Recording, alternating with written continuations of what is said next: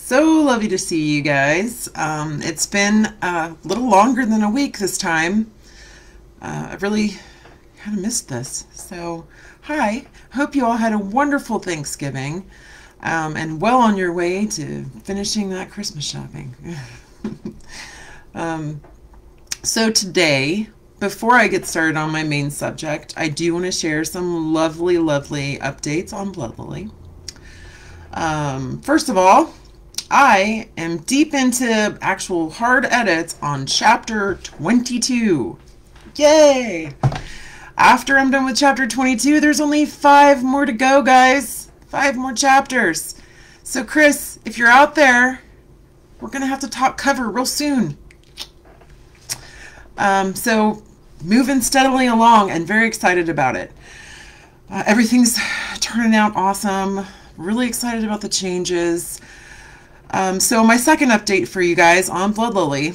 Currently, I am in the process of uploading my audio video reading of chapter 1, the newest edition of Bloodlily. So I recorded it this morning. It is not 100% perfect, guys, which is why I'm not making it an audiobook and charging money.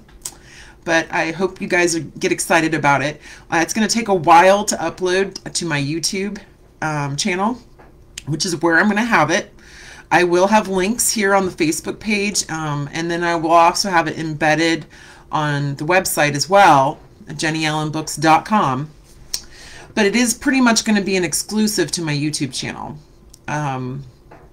Try and drive some traffic there too.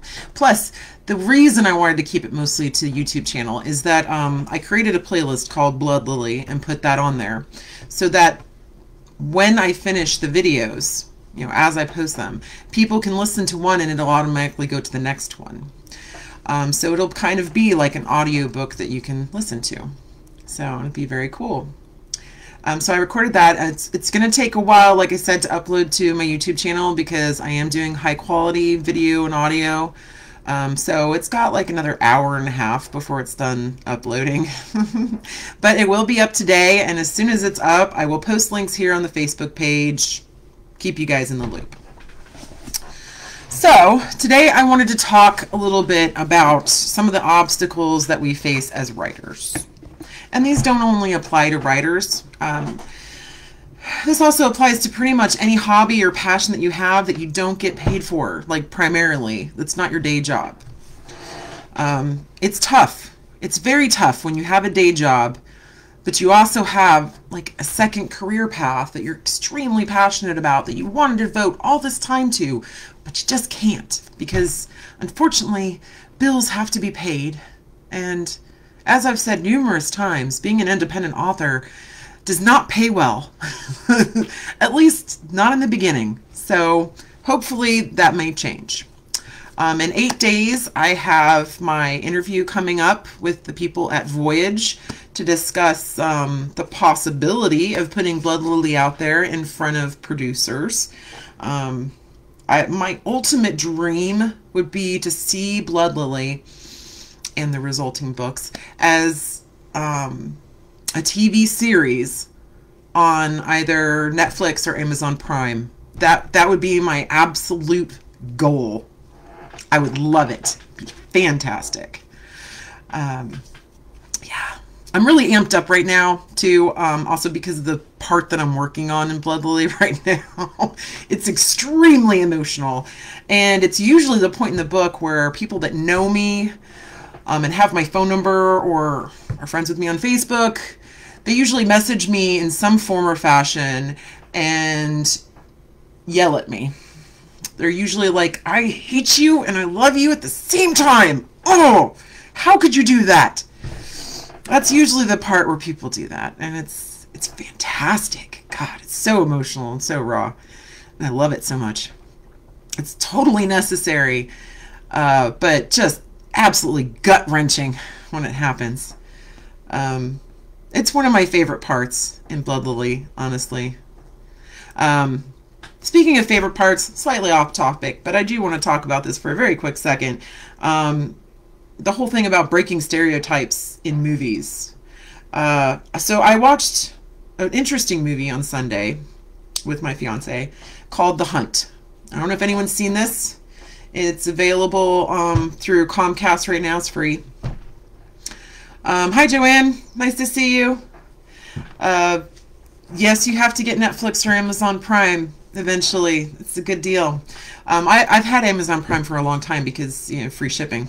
But the quality of their content is awesome. And they've done a great job. And Netflix, yeah, it's not even an option anymore because Stranger Things is on there and so many other great shows. Kind of like Disney Plus and The Mandalorian, which this season is just awesome again. So, yay. But so this movie, The Hunt. So I'm watching it, and he had started to watch it and stopped like a few minutes in because he wanted to watch it with me.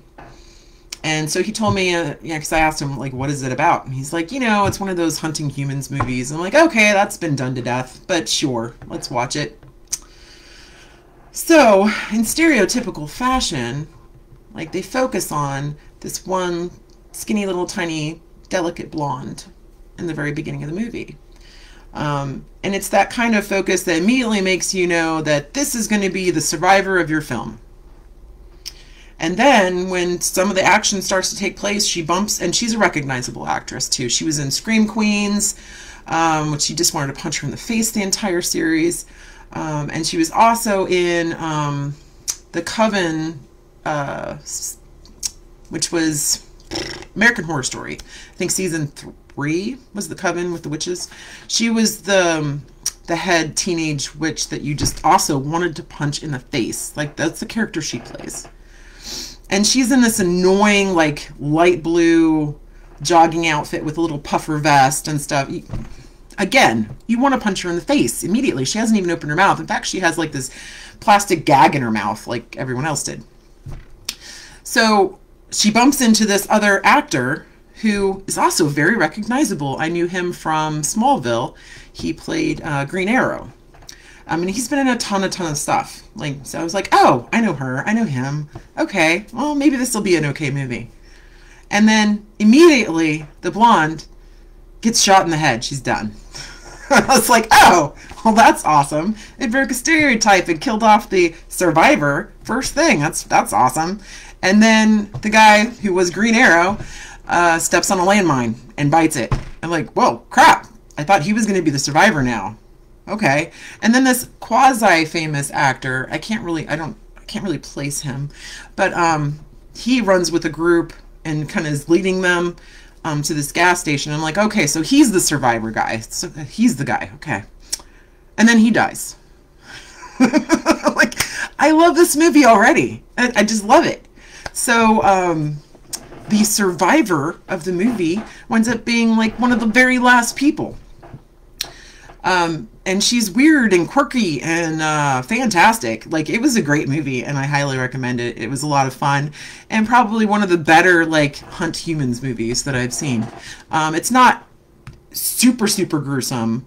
It's more like, I don't know. It's more like John Wick violent than it is like Saw violent. So, good choice. Good choice, guys. So, back on topic, talking about obstacles. So staying focused, that's an obstacle.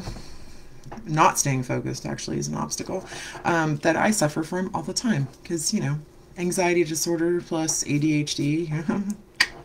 Fun. So I do want to share a story about obstacles, so I am on topic, that I read on one of the many writers groups that I belong to on Facebook. I'm not going to use a name because I did ask for permission to talk about her story, but she never got back to me, so I'm not going to use a specific name. However, this author posted on there, very, very encouraging post. It's very fascinating, talking about how she is an author suffering from autism. She had Asperger's, to be specific. So she said the biggest obstacle that she had was the fact that when she wrote, she could feel emotions and she could talk about her characters feeling emotions, but she had no idea, she completely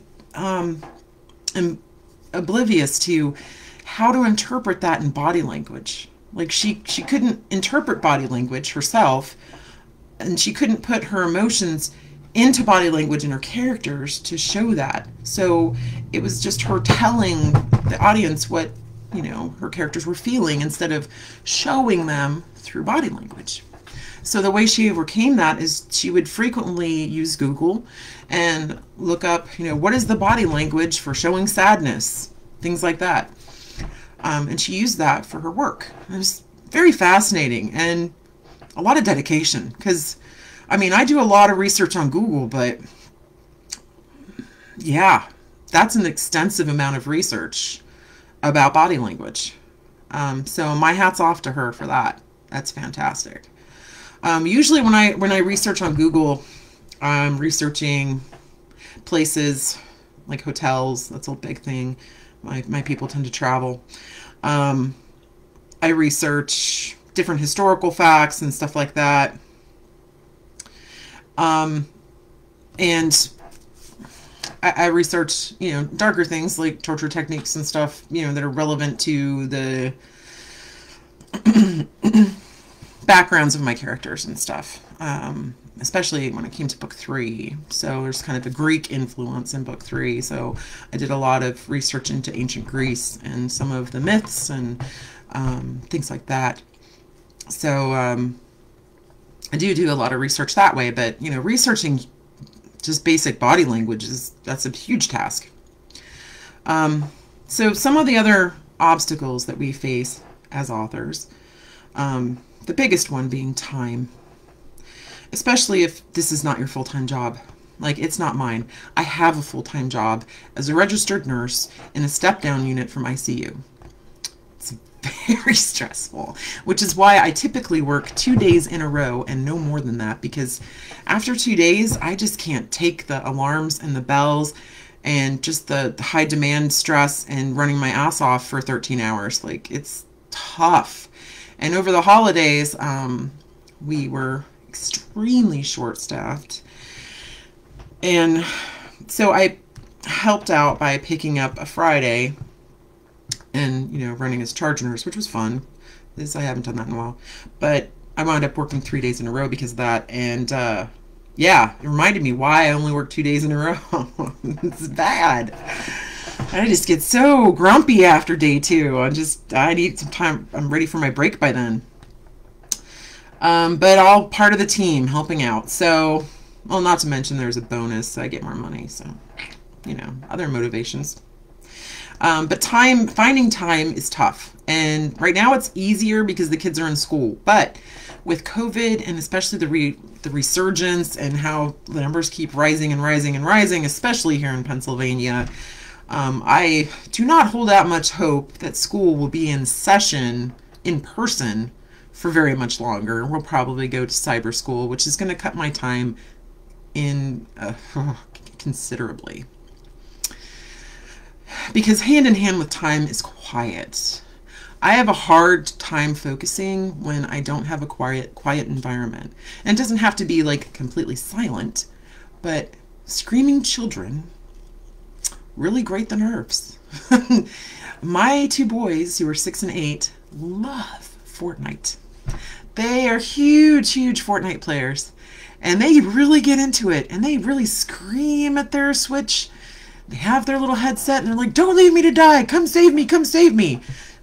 It's very hard to write when you're listening to all that. And my lovely little center here, where I do all of my work, is, as you can tell, in my dining room, which is in the center of my house, which means I hear everything. If they're upstairs, I hear it. If they're in the living room, which is very common, it's right in front of me. So, yeah, I can hear them. What's nice is that my fiance now he's renoed the bottom part of, like, in our basement to be his workshop for music and / man cave. So he's been busy setting that up for a couple weeks now. And I do love writing when he's down there playing. It's very inspirational and just puts me in a good mood, especially when I'm like working on a really intense part of the book that's very emotional and he's playing Tool. It's awesome. It's great. It's great writing music. Recently, though, he's been working on Pink Floyd The Wall. Like, him and his bass player want to cover the entire album, so it's pretty cool. And yes, Joanne, yeah, Kay does scream quite a bit to be saved, but usually it's River that's ordering people to come save him. Kay's usually just like, stop killing me. What's wrong with you? Stop it. So it can be very distracting. So finding time in a quiet environment can be very challenging. But if this is a hobby that you love, you have to make it a priority. Now, priorities are extremely important. I mean, of course, you need to like focus on your job that pays you first, so that you have a roof over your head and you have food on the table and you take care of all the necessary things. But then you need to make your passion a priority in your life. I think the saddest thing is when people have this great, amazing talent, but they're convinced they just don't have time for it and they just shove it away. And I know that some of the people that that know me in real life will find that comment extremely ironic, because when people get to know me and they find out that I'm an artist and they see my drawings, they're like, oh my God, why are you a nurse? Well, the simple answer is because art does not pay. That's the simplest answer. But the second answer to that is that my art is for me. Like, if I have a project that I really want to do, I'm going to do it. But I don't like being told what to draw at all. Like, I thought about going into art, and I actually, when I started college, I was going for medical illustration to draw all the illustrations and stuff for medical pamphlets and textbooks and things like that, because I'm a very technical drawer. But then I got pregnant, and I had to think of practical things, like a life as a freelance medical illustrator. It's great if you put yourself out there and advertise yourself enough and get enough business, but it can be very hot and cold. And in life of an RN, you know, you always have a job. You can find a job anywhere. It's awesome. So I went for stability, but that doesn't mean that I'm betraying my passions, because I still keep them very much alive. I still dabble in all kinds of artistic things. I still write. You know, I have to make that a priority, but it has to come second to taking care of my family, which comes first. And yes, time is the biggest enemy that we have as an author. And noise and distraction, oh my gosh, it's terrible. Sometimes it feels like my brain is literally on fire. It's very hard to write when you feel like your head is full of napalm. It's bad. Can't focus. But you have to find a way to cut through the noise. Like, not just the literal noise, but the noise of your entire life. You have to cut through that and find time to focus on your passion, even if it's only an hour or two a week. To answer your question, I do not do my own covers. I do love them very much, but my very, very dear friend, Chris Howard, extremely talented artist, he does all my covers. He's awesome. I did tell this story in one of my previous videos, but he was a friend of a friend that begged me to let him. He's like, can I please do your cover? And I was planning on doing it myself because I am an artist, but I was like, sure, take a shot at it. It's fine. Probably not going to use it, but it's okay. What he came back with is the cover for Blood Lily, and I was in love immediately. I was like gushing and showing it to everyone, and was like, "That's it. You're my cover artist. You now have a job." And there's my dog Riggs. He was saying hi. Earphones, yes, but I don't like to listen to too much music with lyrics in it, because it can be just as distracting to me. The reason I love listening to my fiance play guitar is because he's not singing. And if he is singing, it's quiet enough I can't hear it over his guitar. And he's very gifted with the guitar. He's very, very good. So yeah, finding time to cut through all that noise and really focus on what you want to do. I do hear a lot of people tell me that they have stories that they really want to share, but they have no idea how to write a book. I mean, if you really have a story to share, find a way. Find a way. Yeah. If you don't know how to formulate a story, talk to an author, sit down with them, collaborate. Maybe they can ghostwrite for you, or maybe they can, teach you some structure techniques and things like that. Don't discount those passions. Don't discount those stories. Every person's story is different, and no story is more important than another. There's always someone out there that's going to benefit from hearing your story. Always. I mean, I have dark, dark, dark demons in my past. I mean, my life was not perfect. And, I've thought many, many times about writing kind of like an autobiography. And at some point I might, actually. But some of the things are just very difficult for me to talk about and, really get out there and be like, hey, I am owning this. This happened to me.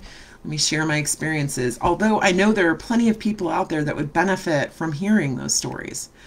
At one point, a long time ago, probably like 12, 15 years ago, I started writing this online blog. It was really a blog. It was like an online personal journal. And I wrote very honestly about some of the bad things that happened to me in my past. And I got a lot of positive feedback, and people were very overwhelmed by the emotional nature and the courage of me sharing those things and everything else. And it was great. And unfortunately that site disappeared, and I lost all of it forever, which was devastating, because it would have been great to start with, if I wanted to write a book. So yeah, I mean, creating a book, putting your story into a book form can be challenging. But if you do the research and you have the passion and the commitment to do it, it can be an extremely rewarding thing. And you should never let money determine that. That's why we have our day jobs first. The passion isn't for, money income. It's not for your revenue stream. It's an outlet for your passion. It should be there. People need that outlet. It's like my fiance, when he's not playing music, when he's not in a band or actively, messing around with musical instruments in some way or fashion, he is just depressed, and it's so sad. I hated it. I hated seeing him that way. Was it not this last February, but the February before, we lost a very, very dear friend of ours, Ron. He was the drummer in their band, the Brothers Albatross, and he passed away to some medical complications post-surgery, and it was devastating. So he was the sweetest, sweetest man I have ever met in my entire life. Just a wonderful, wonderful person. And it hit Eric so hard. He was just devastated, and he didn't want to play music. He didn't want to touch a guitar. He didn't want nothing for a good 6-7 months. And it was just so depressing. And I felt so bad for him. I did. So I felt so bad that I found a drummer for him to play with, which is what they were missing. And after, 7 or 8 months, they finally got with that drummer. And although that didn't work out, it got him back into playing, and that was the biggest thing, because he's a much different person when he's playing guitar and delving into music. So now he's kind of reunited with some of the people from Shameless Amy, which was his band group back in the day. If you're from this area, you might know them. They were pretty big back in the day. But, we're all older, and we all have different commitments, and finding that time, once again, finding the time where all those people can be in the same room and practice is difficult. Much less, actually having the time to do gigs and stuff, because most of them are in multiple bands. So, yeah, it's very challenging. And he got disheartened because they weren't able to get together for several weeks in a row. And so then he finally built his music space downstairs in the basement, which is really cool, actually. He's done a great job. And so him and his best friend, Rishel, lives 2 doors down, they're, trying to recreate the wall with a bass guitar and his guitar with all of his awesome pedals that he has now. So it's very cool. So, like I said, if it's a passion for you, these are all obstacles that you can overcome. So people get scared about all the things that go into creating a book. They think it's this unachievable thing because you've seen throughout the years in traditional publishing how difficult it is to get a literary agent, be picked up by a big publisher, and finally become a successful author. And, you know, they think it's like becoming a movie star. It's just impossible. Well, I mean, in some respects, becoming a famous author is kind of like well, it's even harder than becoming a famous actor or actress, because how many famous authors can you name? I think maybe I can count on two hands how many famous authors that I can name. I can name a whole lot more actors and actresses because their faces are in front of the screen and things like that. You know, it's difficult. It's difficult to break in. But if you're talking about subject material from books, subject material is turned into movies and TV shows and at an even ever increasing rate now. Like, because people are running out of ideas in some ways. So a lot of them are turning to books and stuff. Like the exceptional series on Amazon Prime, Utopia, great show. And is actually written by the author who wrote Gone Girl for Amazon Prime to create that series, which is really cool. I was hoping it was an actual book and I could read the book, but it's not, unfortunately. But they're taking a lot of this written material and turning it into shows. So they may not, you know, people may not know the author's name, but they know their material. It's not an impossible thing to break into. It's not impossible. And neither is creating a book. You know, in this electronic age right now with Kindle and all of the ebooks through Apple and the Play Store and everything else, Amazon, you have so many outlets and you can get your book out there. The biggest obstacle to becoming like a big name author is getting people to read your stuff because of the electronic age, and it's so easy to make a book, which is great, but then you have to get people to notice your book over the 5 billion other books that are published. However, the most important part is that this is part of your passion and you should act on it. Because if nothing else, if nobody ever reads your book, you made a book. That's a huge accomplishment and you should be very proud. Even if one person downloads it, doesn't matter. You wrote a book. Something to be proud of, you know. It's a legacy, really. Maybe it's not a huge one, but it's still there. Like, you put yourself into it and it lasts forever. So this process can be very daunting, and some people give up before they even start, and it's a shame. It is. Because I know there's great stories out there that aren't being told because people are scared of how to go about publishing. Like, I was talking with this woman I work with, and she's very interested in writing books about like FBI agents and almost like a true crime type of thing. She's very fascinated in doing that, and she was asking me, like, well, how do you do it and how do you do that and everything else? Well, I mean, there's websites you can look up and find out how to format a book. I mean, you write it in Word. Word is the best thing to use in my experience. It has a lot of tools that you can add to it. Like, Word does have an editor built in. However, I found some inconsistencies with that editor and like newer software like Grammarly. So I usually use both of those to go through things. And then I put it into AutoCrit. So that's how I do my own editing. Yeah. Buy from Joanne. I buy from Amazon all the time and leave reviews with excellent recommendations. Good job. That's another obstacle to being seen, is writing reviews. And I'm guilty of it as well. If I buy a product, I very rarely write a review because, I don't know, it's just, I'm lazy. I mean, it's kind of hard for me to say I'm lazy because I have multiple full-time jobs, really. But when it comes to that, I am kind of lazy. So I get it, but every review helps. They always do. So it's definitely something I recommend. But the process of creating a book can be quite simple. You just have to break it down into its pieces. So you use Word. Most books are published in a 6:9 format now. They're kind of getting away from the paperbacks in a sense. A lot of people like the size of a hardcover, which is what the 6:9 is. Let's see. Funny fact, I'm working on my second book while listening to you. Ah, yay. Great. That's awesome. As soon as I finish editing book 1, I'm going to be starting editing book 2.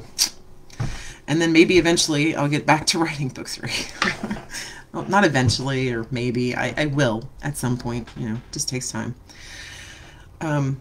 So formatting. The 6x9 format is great. Finding the right font is also important. There's a couple recommendations out there. Usually something kind of like Times New Roman or Garamond or Palantino, something like that, is the best way to go.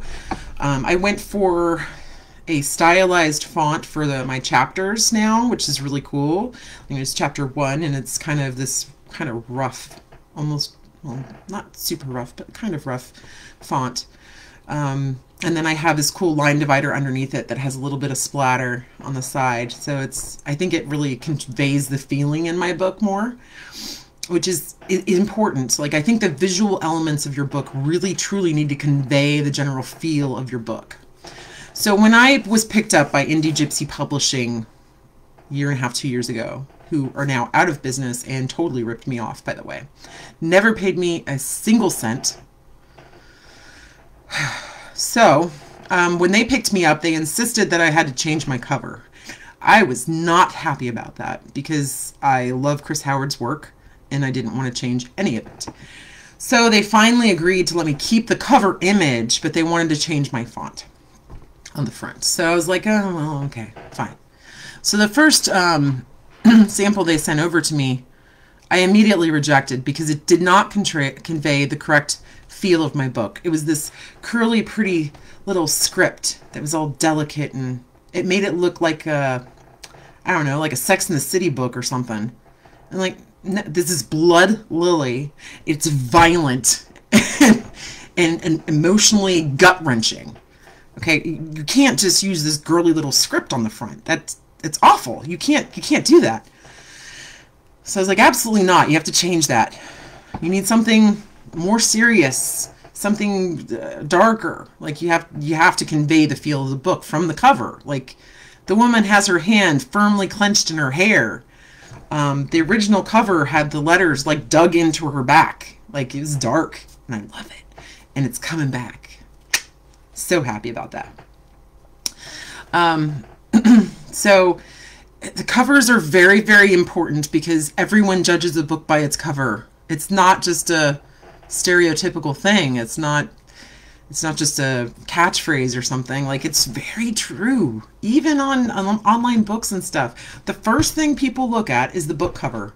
That's the thing that's going to stop them first. And the second thing they're going to look at is the reviews. Then the blurb. Almost always. Like, this is going to be your formula. So you want to make sure that you get reviews. Find ways to get reviews. And as a tip, here you go, on Amazon, people cannot leave a review for you unless they purchase your book through Amazon. Because if they don't see that it's a verified purchase, they will delete the review. So please don't waste your time asking people to post reviews on Amazon if they have not bought your book through Amazon. That's a huge tip for you guys out there. If you want a place for people to leave reviews, Goodreads is a good place. If you have an author website, that's a great place as well. So, I mean, there are ways to get around that, but, you know, that's a very important thing to know for Amazon in particular. I'm sure that's probably also true for things like Apple Store and the Play Store and stuff like that. Let's see. I decided to keep my cover like I made it just because I like them, but I agree people judge a book by its cover. Absolutely, they do.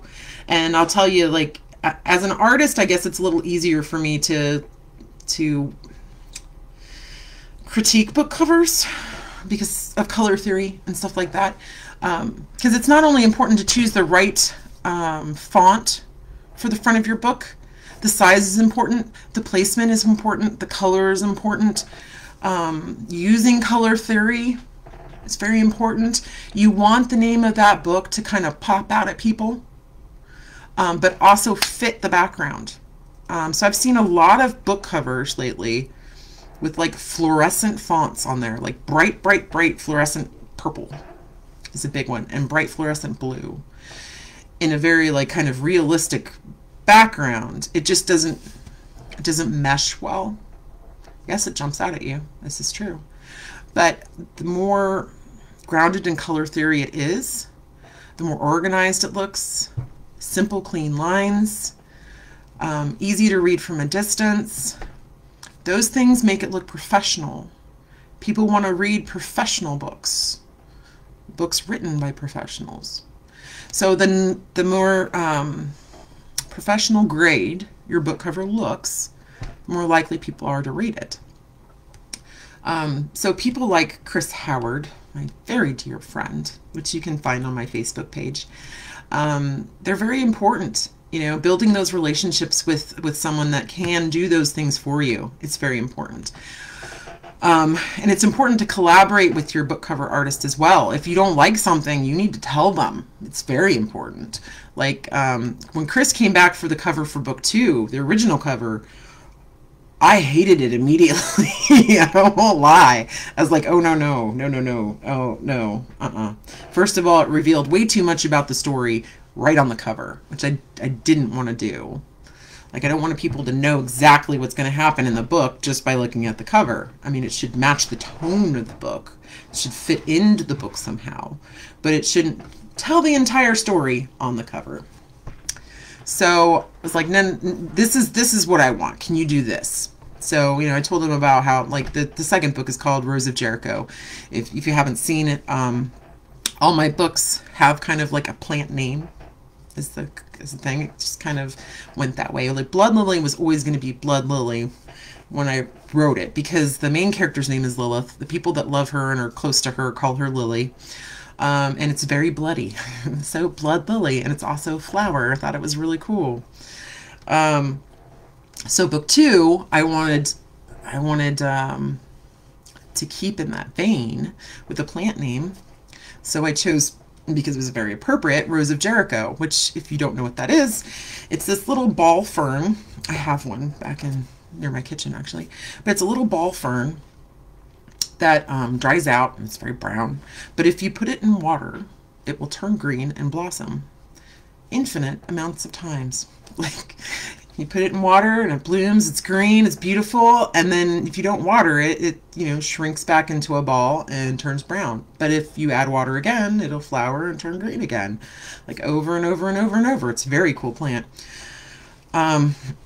So that plant also had ties into different Haitian rituals and things like that, and it's kind of also called the resurrection fern because of its ability. So it was very fitting for my second book, and that's why I picked it. For book 3, it's the Lotus Tree is the name of the book 3 when it will eventually be released.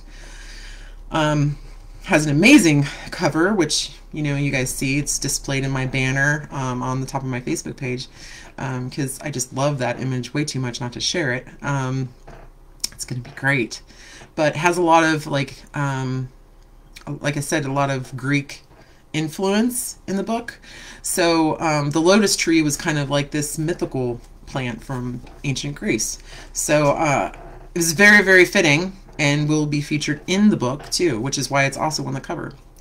And then book 4 is going to be the Ghost Orchid, which I love so much. And it's a really cool plant. Like, I did research on it. So this orchid is extremely rare, and it goes into hibernation for like 30 years.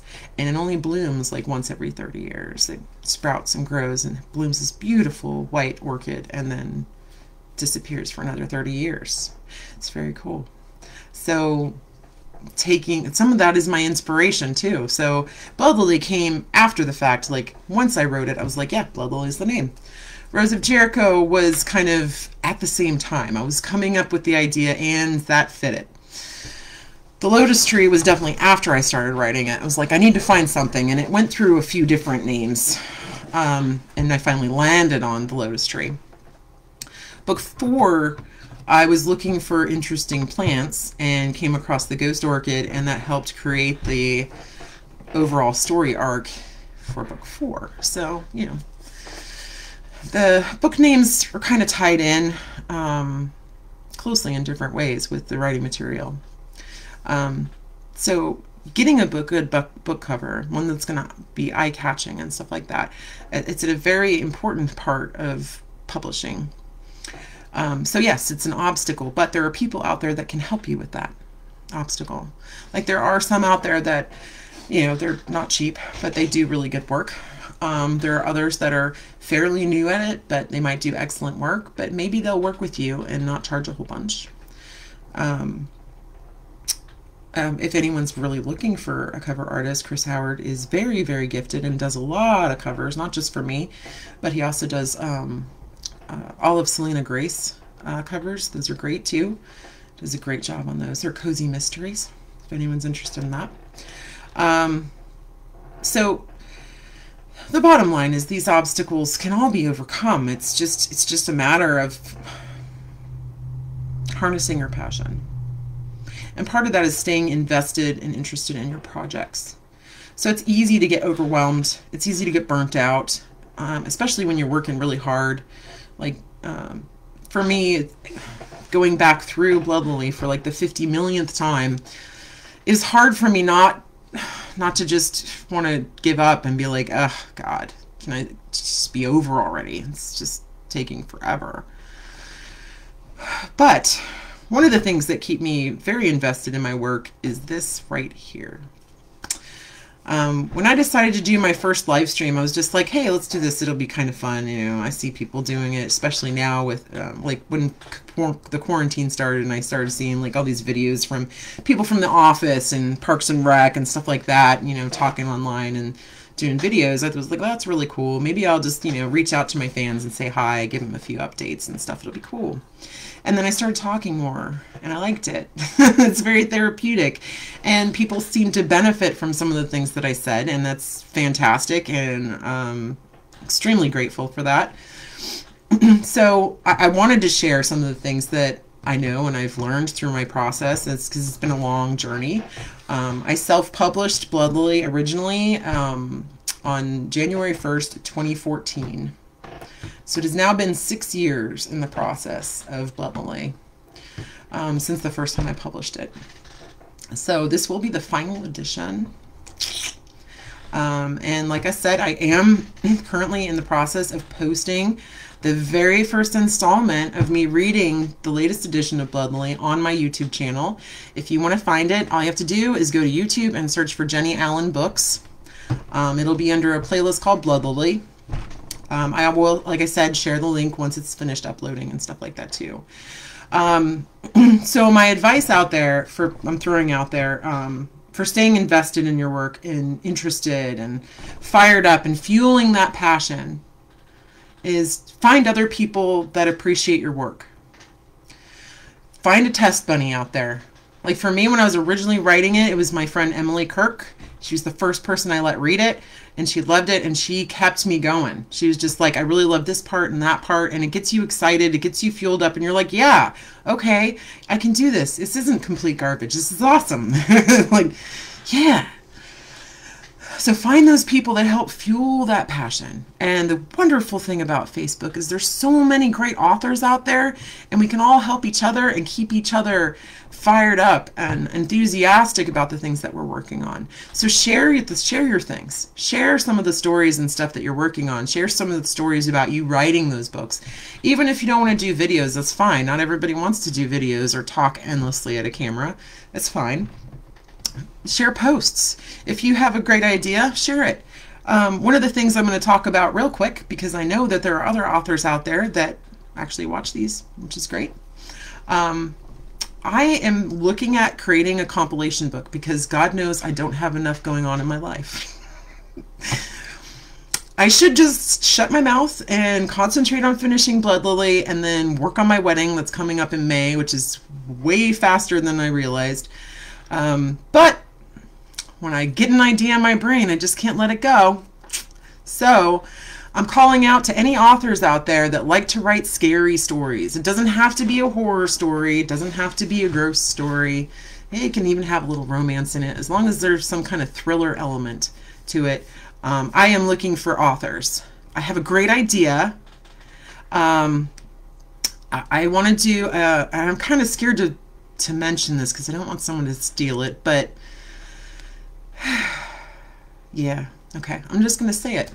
Because it's on video and it's now recorded, and this is my original idea. If it's already out there and exists, I didn't realize it, so I'm sorry. But I want to do a compilation book with other authors, doing short stories, short scary thriller stories. And I want the name of the compilation book to be On a Dark and Stormy Night. And then I want all of the stories to start with On a Dark and Stormy Night. I think it'd be very cool. I like the idea a lot. So if anyone out there writes in that genre and you feel like doing a short story, hit me up, let me know. If you already have a short story you want to submit, even better. I think it'd be a really cool idea. And, you know, if we can get enough authors together, and this is a great platform to do that, is on Facebook. If we can get enough authors together to do the compilation book, then, you know, who knows, maybe we could release it in time for Halloween next year. It'd be really cool. So, little side project, because I don't have enough of those. Let's see. I think a cover also needs to fit the genre. You're right. Absolutely. Absolutely. I mean, you don't want like one of the classic romance style covers for a murder mystery thriller, because people are going to be thrown off. They're expecting some cheesy romance with this cover, but then you give them something else. It's going to be very conflicting, and most likely you're going to get readers that don't read your genre, and they're going to leave bad reviews, not because your book is bad, but because it didn't match what they wanted to read. Like I did have a book swap from Goodreads where an author sent me their book and I sent them mine, and I read their book and they read my book, and then we posted reviews. But we didn't really talk about the genres that we write in.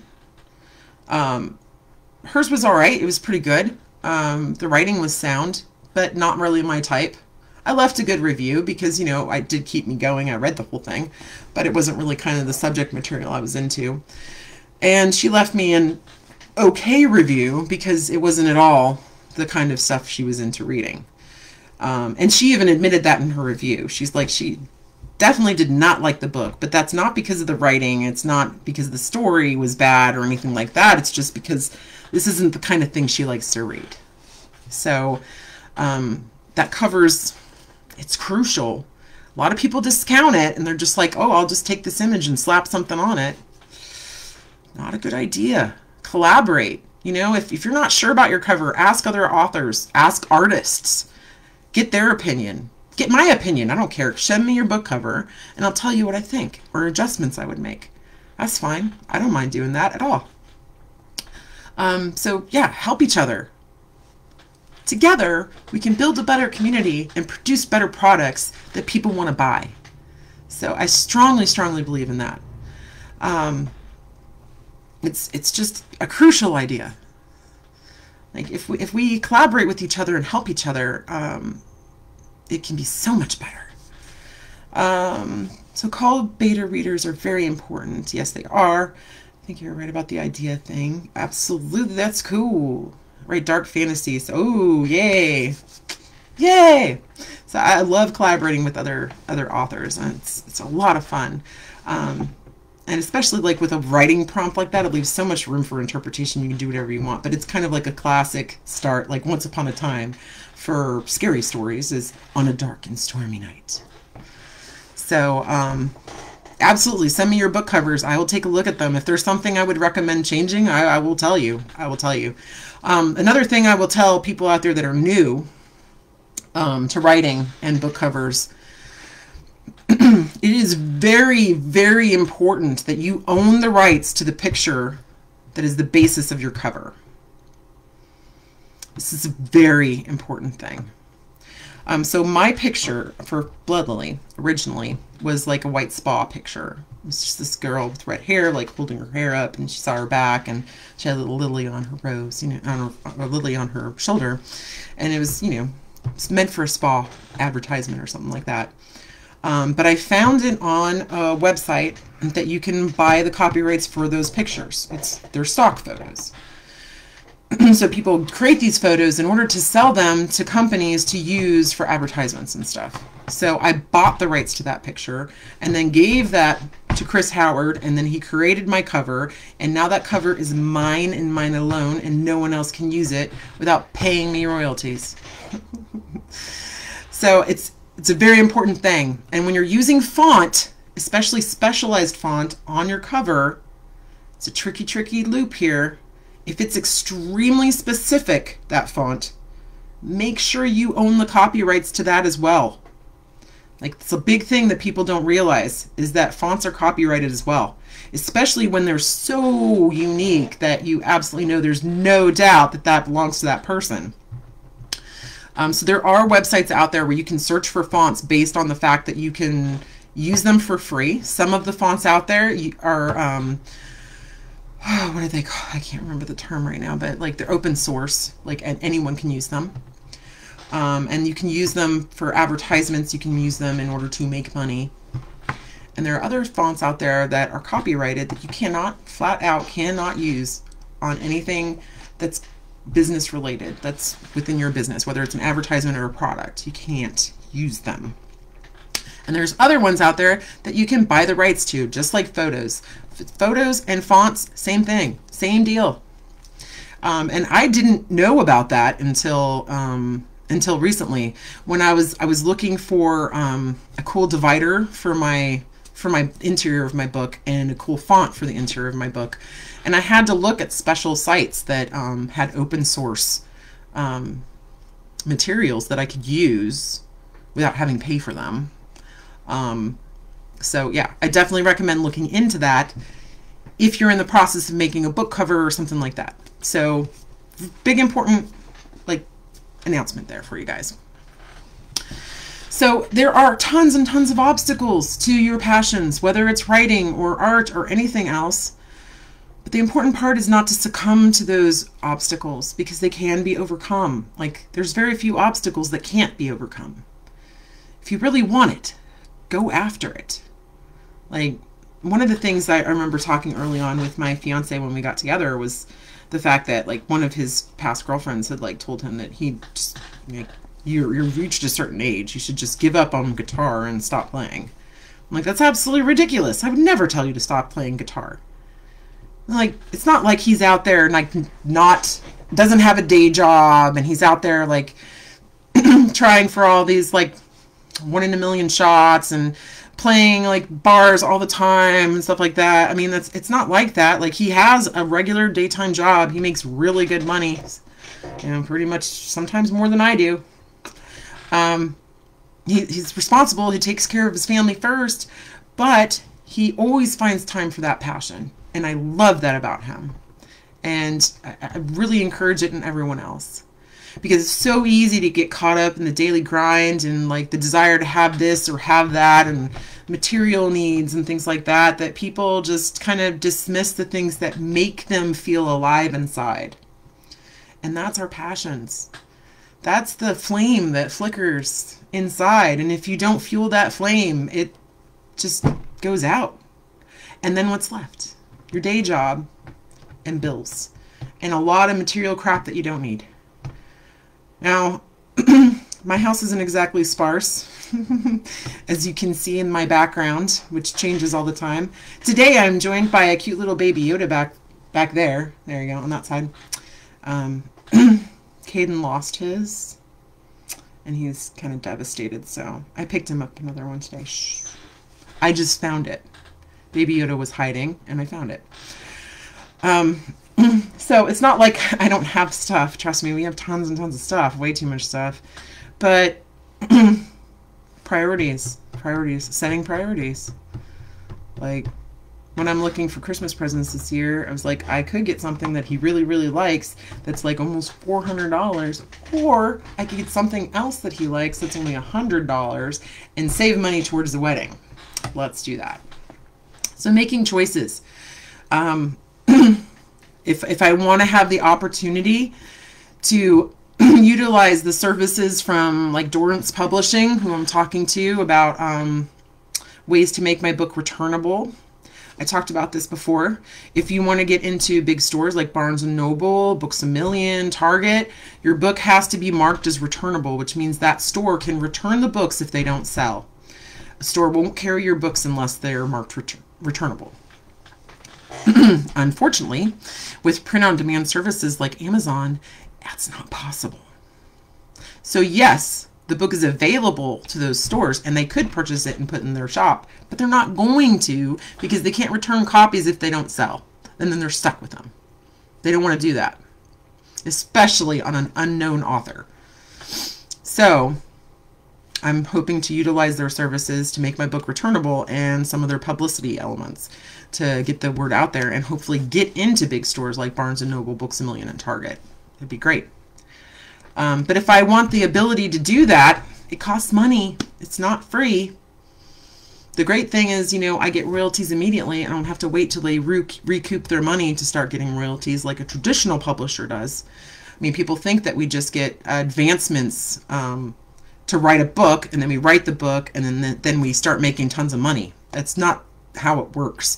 Even if you get an advancement from a traditional publisher, the cost of publishing and publicizing your book, plus the advancement, they're not going to pay you any royalties until those amounts are recouped. Sink in.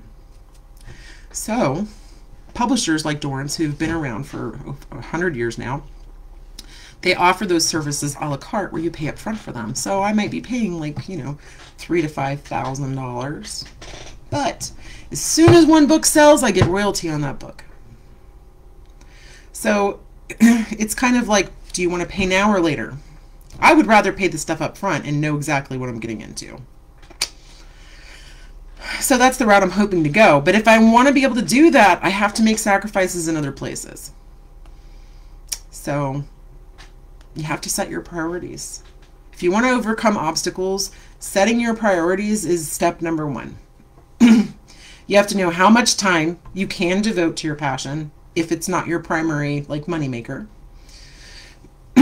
Then you have to know how much money and energy you can put into that. You have to know these things up front. Because if you don't know those things up front, you don't set those priorities at day one, then you're going to get lost. You're going to feel overwhelmed or like you don't have enough time, or you're putting too much time into it. You don't have the balance. So if you don't set the time aside right up front, then, you know, it's just not going to work out. So I try to write whenever I can, but I also have to, like, you know, remember, spend time with my family. Like last night, I was editing like pretty much all day yesterday, and then Eric came home and stuff, and he went down to the basement to play guitar and stuff, so I was still editing. I was editing all day. And then it was time for the Eagles game. We are Eagles fans this season, I would say, unfortunately, because, oh my God, I don't know how it could get any worse at this point. Yeah, it's bad. It's a bad time to be an Eagles fan. Probably worse to be a Cowboys fan, but still. So the game came on, and I was like, okay, I got to put the publishing away. I have to put the book away, and I have to watch the game. Like, even though it's going to be completely painful. And about the time that it got excruciatingly painful, I was like, I am just going back to book editing because it's worth more. It's worth more to me at this point than watching this game. I can still hear it from, you know, it's right on the other side of the wall from me, so I can still hear it. So, you know, but you're gonna have to find those priorities and set them. If you throw too much into it immediately, then sometimes you get burnt out. So like when I first started doing these videos, I was doing them like every day that I was off. I was like so excited about it. And then I started to run out of ideas, and I was like, ooh, I gotta slow this train down. I gotta back it up, just back it up. So then I transitioned into weekly videos, and that works way better because then I have time to sit down and think about the things I want to talk about. Make a list of things I want to talk about. And like here, I'll share one little story that, you know, you might find funny. Is when I was doing the editing for Blood Lily just recently, yesterday actually, is when I was working on it. I have the character Felipe Alvarez. And I remember originally looking up his name because I wanted a traditional Spanish name from Spain. Oh, the Eagles. It's a football team, the NFL football team. Yeah, for us Americans out there. Football is in, you know, not soccer. The NFL, you know. It's kind of like rugby, but with pads. So, yeah. We get into it. It's a lot of fun. I like watching it with my fiance and his friends because they're very energetic and enthusiastic about it. And when they're doing okay to good, it's a great time. When they suck as bad as they suck this season, God, it's so hard to watch. Just, yeah. I don't even know. I just don't even know what to say anymore about it. So, yeah. So Felipe Alvarez, I remember looking up his name, but then along the way, I forgot how I spelled it. And I wanted to make sure it was consistent throughout the book. So I looked up online. I was like, okay, what was the traditional spelling? And the traditional spelling is not what I was using. It is not the Phillippe. That's the Mexican version. And I wanted the Spanish version. So the Spanish version is actually Felipe.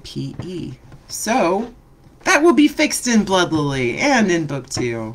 Yay! Catching mistakes, it's great. But I am a perfectionist, so, you know, it's kind of my job. So hopefully, with all this insane rambling that I've done today, a little bit of rambling anyways, hopefully you got something out of it and are encouraged to work on those projects. I never want to discourage someone from working on something that they really love. So if you need help out there, I am always here. I am more than happy to help any author out there that has questions or has an issue or wants advice. Feel free to hit me up anytime. My Facebook page.